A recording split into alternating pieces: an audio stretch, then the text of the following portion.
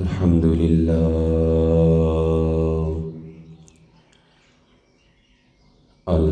لله على نعمائه الشاملة وآلائه الكاملة، والصلاة والسلام على سيد الأنبياء وعلى آله وأصحابه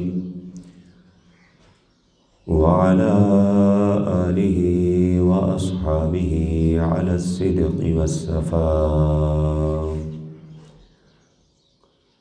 أما بعد، فقد قال الله تبارك وتعالى في كلامه المجيد والفرقان الحميد: كل نفس ذائقة الموت. صدق الله مولانا العلي العظيم، وبلغنا رسوله النبي الكريم الأمين، ونحن على ذلك لمن الشاهدين والشاكرين، والحمد لله رب العالمين.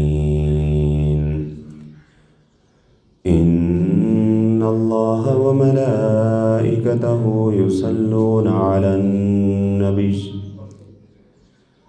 يا أيها الذين آمنوا صلوا عليه وسلموا تسليما. اللهم صل على سيدنا ومولانا محمد وعلى آل سيدنا وأصحاب سيدنا ومولانا محمد وبارك وسلم وصل عليه. الصلاة والسلام عليك يا سيدي يا رسول الله، وعلى آلك وأصحابك يا سيدي يا حبيب الله. الصلاة والسلام عليك يا سيدي يا رحمة للعالمين، وعلى آلك وأصحابك يا خاتم النبيين. اللهم رب اشرح لي صدري ويسر لي أمري واحلل عقدة من لساني يفقهوا قولي. مولاي صل وسلم دائما أبدا على حبيبك خير الخلق كلهم، يا صاحب الجمال ويا سيد البشر. من وجهك المنير لقد نبر القمر، لا يمكن الثناء كما كان حقه بعد از خدا بزرگ توئی. قصہ مختصر. بندہ پروردگارم امت احمد نبی، دوست دار چار یارم تابع اولاد علی، مذہب حنفی ادارم ملت حضرت خلیل، خاک پائے غوث اعظم زیر سایہ ہر ولی. بعد از حمد و ثناء و درود السلام نبی مکرم شفیع معظم احمد مجتبی جناب محمد مصطفیٰ صلی اللہ علیہ وسلم. معزز محتشم سامعین و حاضرین، اللہ تبارک و تعالیٰ کا بے پایاں شکر ہے کہ خالق کائنات نے جمعۃ المبارک کے مبارک دن میں اپنے گھر میں بیٹھنے کا شرف عطا فرمایا ہے. قرآن مجید فرقان حمید سے بڑی مشہور و معروف آیہ مبارکہ تلاوت کرنے کا شرف حاصل ہوا ہے. اللہ تبارک و تعالیٰ کی بارگاہ میں دعا گو ہوں خالق کائنات مجھے حق بیان کرنے کی، ہم سب کو حق کو سن کر اسے قبول کرنے کی، اس پر عمل کرنے کی اور اس پر قائم رہنے کی توفیق عطا فرمائے. رب کائنات ارشاد فرماتا ہے: کل نفس ذائقۃ الموت. ہر نفس نے موت کو چکھنا ہے. جو اس دنیا کے اندر آیا ہے، اگر وہ انسان ہے تو اس دنیا کے اندر جو اس نے اعمال کیے ہیں اس اعمال کا اس نے حساب بھی دینا ہے.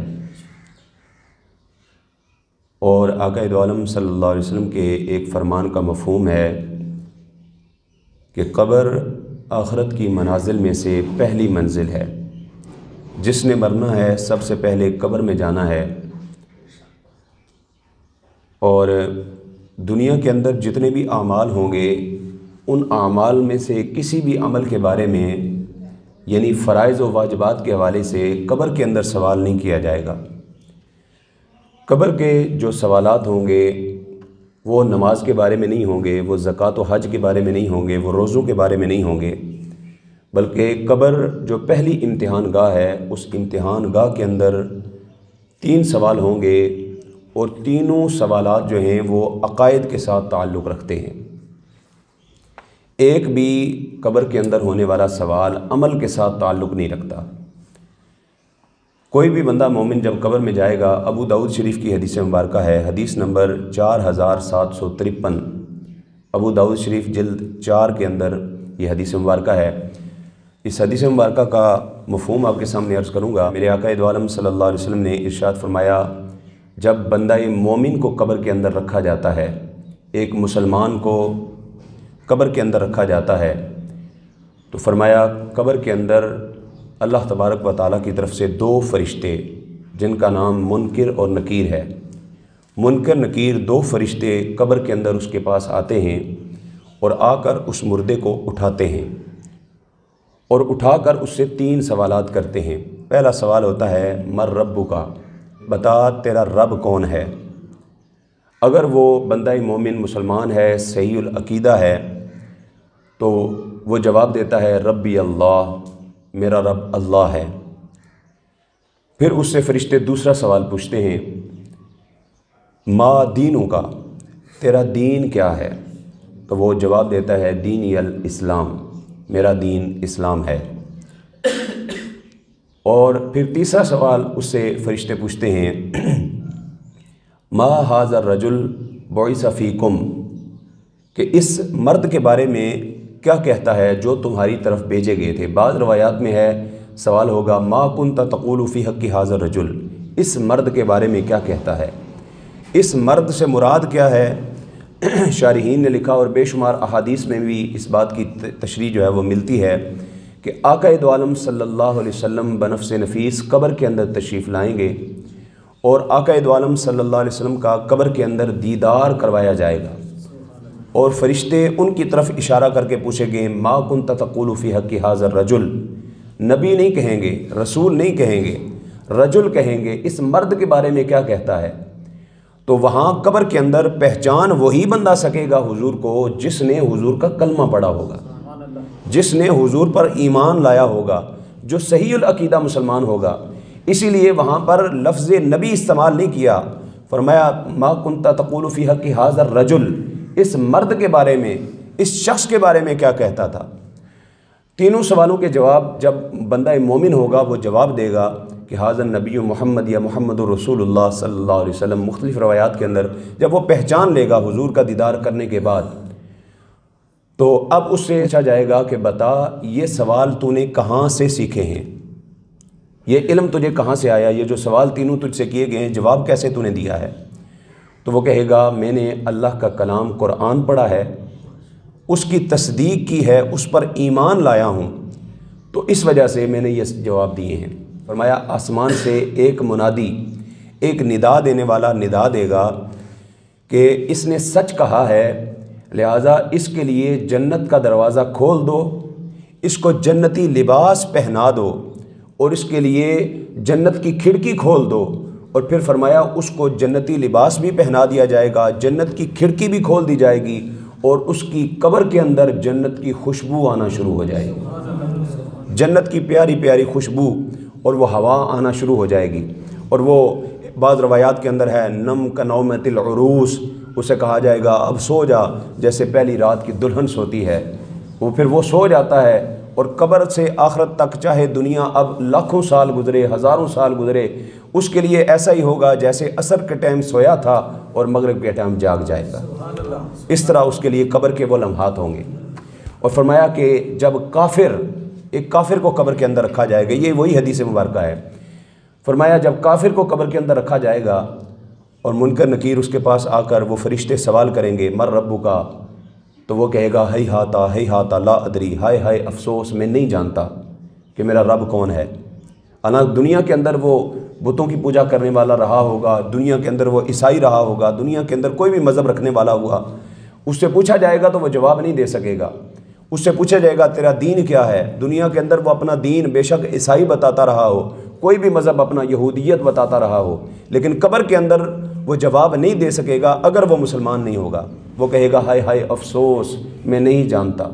پھر تیسرا سوال ہوگا اس مرد کے بارے میں کیا کہتا ہے، تو وہ کہے گا ہی ہاتا لا ادری، افسوس افسوس میں نہیں جانتا یہ کون ہے۔ اللہ اکبر۔ اور پھر آسمان سے منادی ندا کرنے والا ندا دے گا، اب اس سے آگے کوئی تصدیق نہیں ہوگی۔ اس کے بارے میں کہا جائے گا کہ اس کے لیے جہنم کی کھڑکی کھول دو اور اس کے لیے آگ کا بستر بچھا دو اور اس کو آگ کا لباس پہنا دو، اور پھر وہ قبر کے اندر اس کی قبر جو ہے وہ جہنم کے گڑھوں میں سے ایک گڑھا بن جائے گی جس کے اندر وہ قیامت آنے تک وہ جلتا رہے گا۔ یہ تو ہو گئے 3 سوالات جن کو ہم نے آج موضوع سخن بنایا ہے۔ قبر آخرت کی منزلوں میں سے پہلی منزل ہے۔ جو قبر میں کامیاب ہو گیا وہ آخرت میں بھی کامیاب ہو جائے گا۔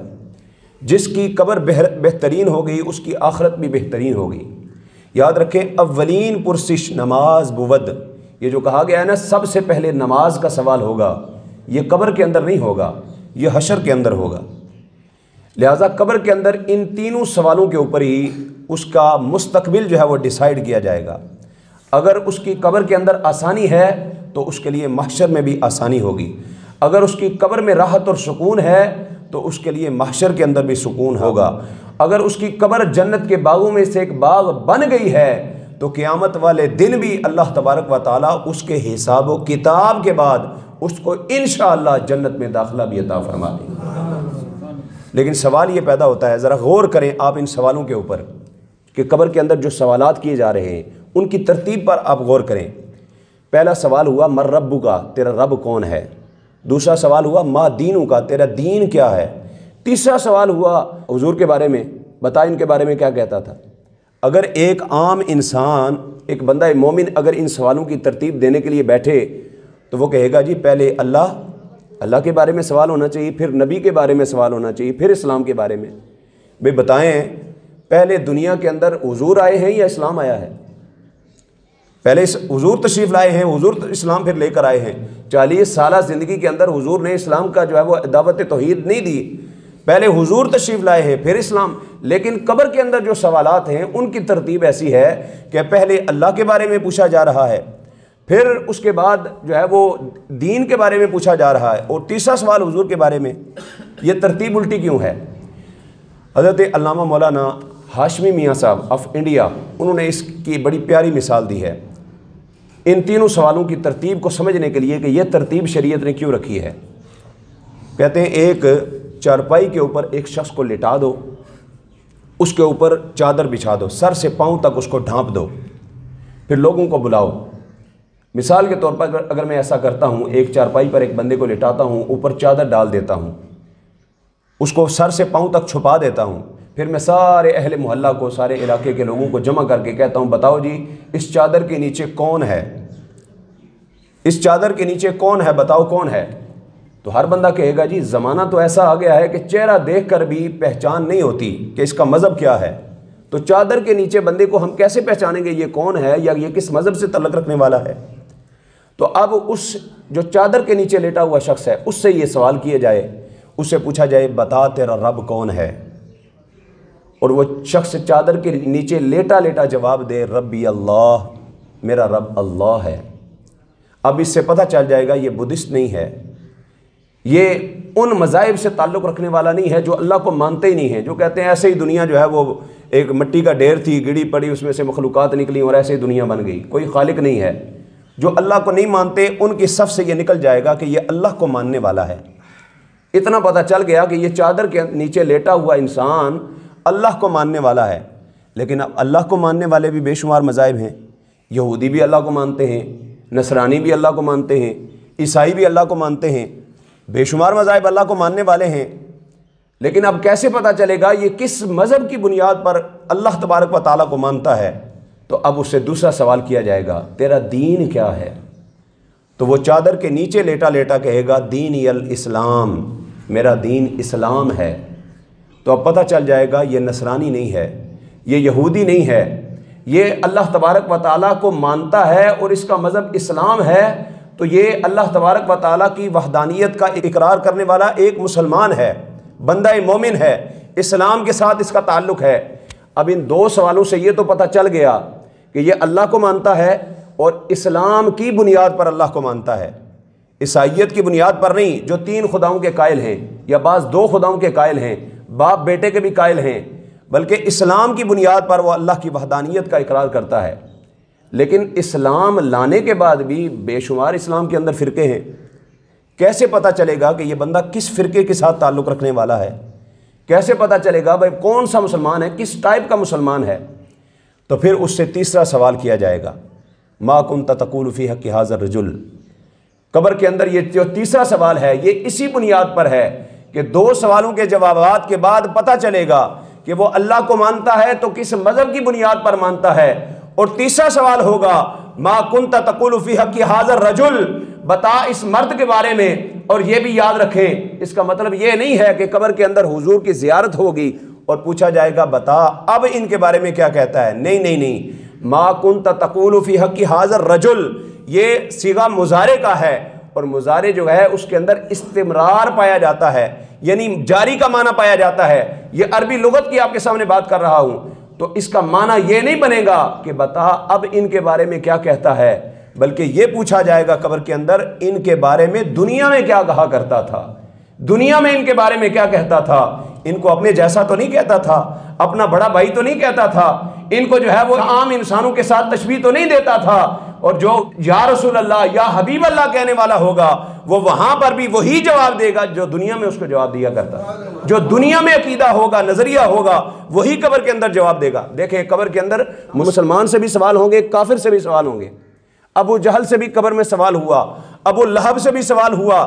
ابو جہل اور ابو لہب اینڈ کمپنی، وہ جو آقا دو عالم صلی اللہ علیہ وسلم کو تکلیفیں دینے والے، آنکھیں پھاڑ پھاڑ کے حضور کے ہر عمل پر نظر رکھنے والے، کوئی عیب کہیں سے مل جائے، وہ مکہ مکرمہ کے کفار جو حضور کو پیدائش سے لے کر اعلان نبوت تک دیکھتے رہے، اعلان نبوت کے بعد بھی دیکھتے رہے، حضور کی گفتار کو دیکھتے رہے، حضور کے کردار کو دیکھتے رہے۔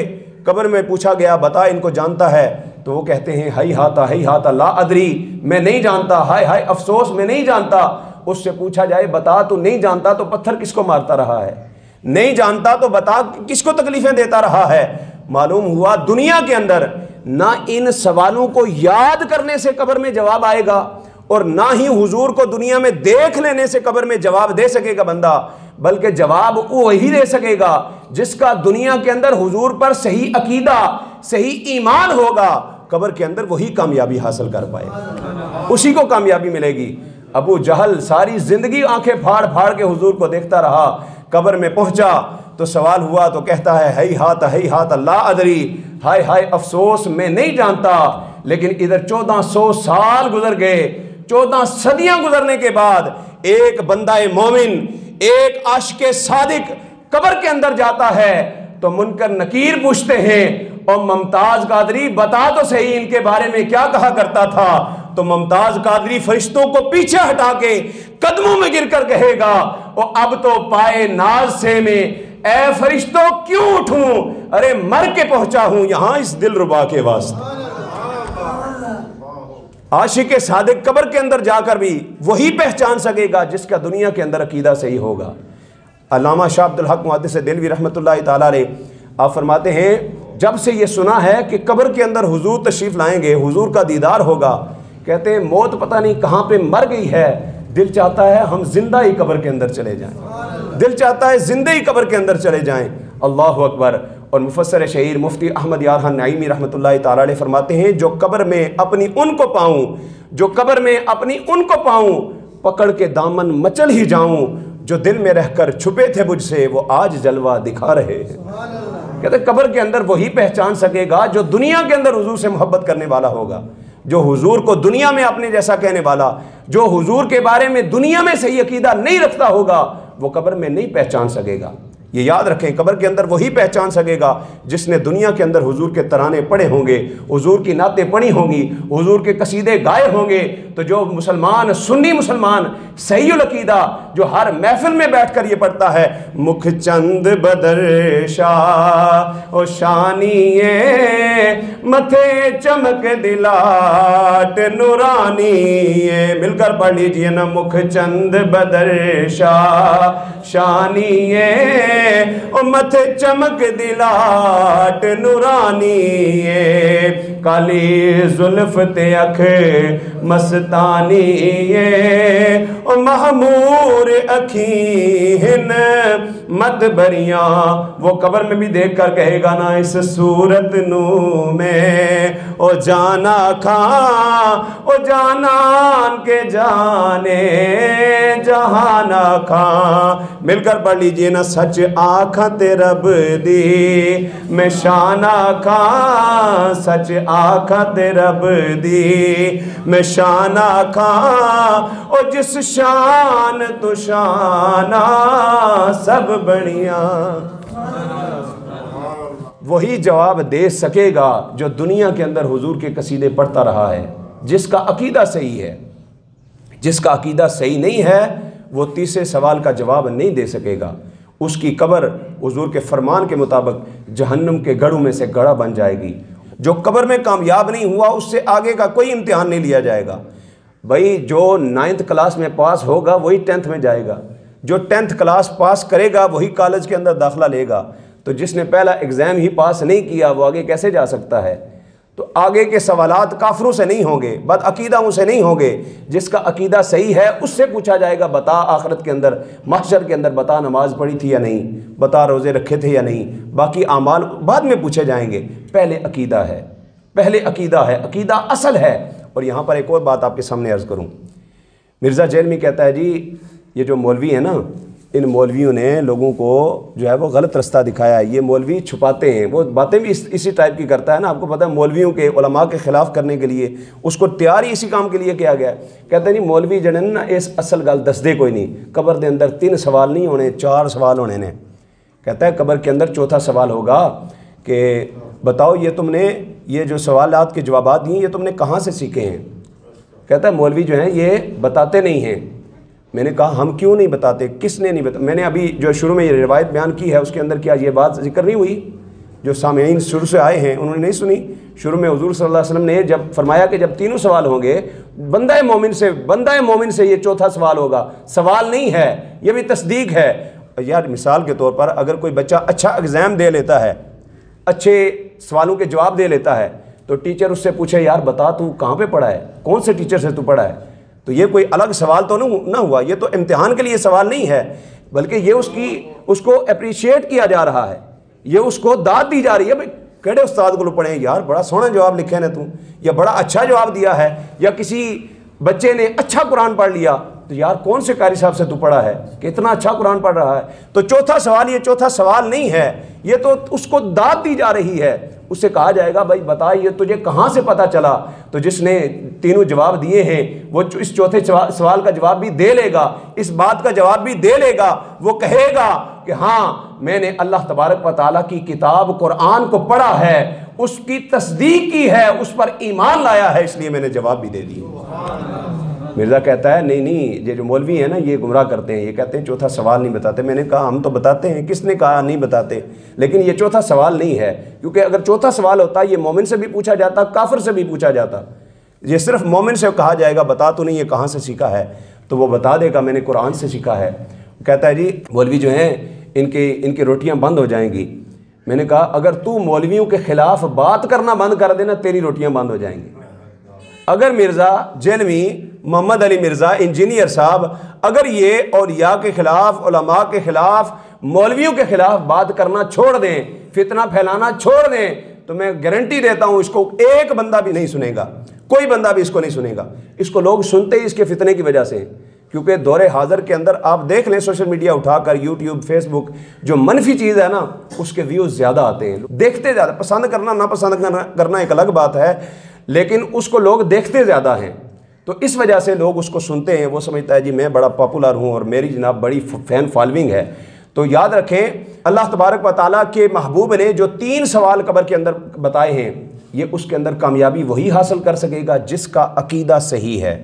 جس کا عقیدہ صحیح نہیں ہے وہ دنیا کے اندر بے شک رٹے مار مار کے یاد کر لے، من ربک کا ربی اللہ، ما دینو کا دینی الاسلام، ما کنت تقول فی حق ھذا الرجل، کلمے پڑھتا رہے، جو مرضی کرتا رہے، وہ جواب نہیں دے سکے گا۔ لیکن جو ہر جمعے کے بعد یا نبی سلام علیہ کا پڑھتا ہوگا، جو ہر جمعے کے بعد مصطفیٰ جان رحمت پہ لاکھوں سلام پڑھتا ہوگا، جو ہر نماز کے بعد درود و سلام پڑھتا ہوگا، وہ قبر کے اندر حضور کو دیکھے گا تو اعلیٰ حضرت فاضل بریلوی رحمۃ اللہ تعالیٰ علیہ فرماتے ہیں، مجھ سے خدمت کے قدسی کہیں ہاں رضا، تو میں کھڑا ہو کے کہوں گا مصطفیٰ جان رحمت پہ لاکھوں سلام۔ قبر میں بھی کہوں گا مصطفیٰ جان رحمت پہ لاکھوں سلام، کیونکہ دنیا کے اندر جو ان کے قصیدے پڑھتا رہا ہوں تو پڑھتے پڑھتے میں سو جاؤں یا مصطفیٰ کہتے کہتے، جب یہی پڑھتے پڑھتے آنکھ بند ہو گئی میں سو جاؤں یا مصطفیٰ کہتے کہتے، کھلے آنکھ صلی علیہ کہتے کہتے، آنکھ کھلے گی تو صلی علیہ کہتے، اور عقیدہ درست ہوگا تو حضرت سیدنا عمر فاروق رضی اللہ تعالیٰ عنہ، آخری بات عرض کر کے بات کو ختم کرتا ہوں، اب عرض کرتے ہیں یا رسول اللہ، جب ریاض النظرہ کی یہ روایت ہے، آپ فرماتے ہیں یا رسول اللہ قبر کے اندر جب منکر نکیر مجھے جگائیں گے تو اسی حالت میں ہوں گا، اسی حالت میں مجھ سے پوچھیں گے۔ یہ یاد رکھیں، ایک سوال یہ پیدا ہوتا ہے کہ سوالات جو قبر کے اندر ہیں یہ روح سے ہوں گے یا جسم سے ہوں گے؟ یاد رکھیں یہ روح اور جسم دونوں سے ہوں گے۔ قبر کے اندر جب بندہ جائے گا اس کی روح کو جسم کے اندر لوٹا دیا جائے گا، پھر فرشتے اٹھا کر اس سے سوال پوچھیں گے، روح اور جسم دونوں سے سوالات جوابات ہوں گے۔ اور کوئی بندہ کسی بھی جگہ پر ہے نا، کسی بھی حالت میں مر گیا، اس کو جلا دیا یا کسی جگہ جل گیا، سمندر کے اندر غرق ہو گیا، بلکہ فرمایا کہ حتیٰ کہ اگر اس کو کسی شیر نے کھا لیا، شیر کے پیٹ کے اندر چلا گیا، تو یہ سوالات شیر کے پیٹ کے اندر بھی اس سے جا کر ہوں گے، وہاں پر بھی یہ سوالات اس سے ہوں گے، پھر اگلا معاملہ طے ہوگا۔ تو حضرت عمر فاروق فرماتے ہیں یا رسول اللہ کیا میں اسی حالت میں، یعنی ایسے سیدھا جیسے روح جسم کے ساتھ ہوں، ایسے ہی قبر کے اندر ہوگا جب فرشتے مجھ سے سوال کریں گے؟ میرے آقا نے فرمایا ہاں۔ تو حضرت عمر فاروق رضی اللہ تعالیٰ عنہ فرمانے لگے یا رسول اللہ پھر تو میں آپ کی طرف سے بڑے سخت جواب دوں گا فرشتوں کو۔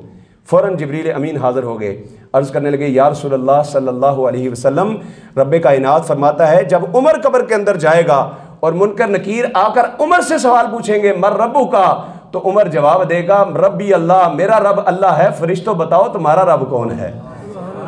مجھ سے جب عمر سے پوچھیں گے ما دینوں کا، تیرا دین کیا ہے؟ عمر کہے گا میرا دین تو اسلام ہے، بتاؤ تمہارا دین کون سا ہے؟ جب حضور کے بارے میں پوچھیں گے تو عمر کہیں گے میرے نبی تو محمد رسول اللہ ہیں، بتاؤ فرشتوں تمہارے نبی کون ہیں؟ تو فرشتے آگے سے حیران ہو کر کہیں گے ہمیں ان کی طرف بھیجا گیا ہے یا ان کو ہماری طرف بھیجا گیا ہے؟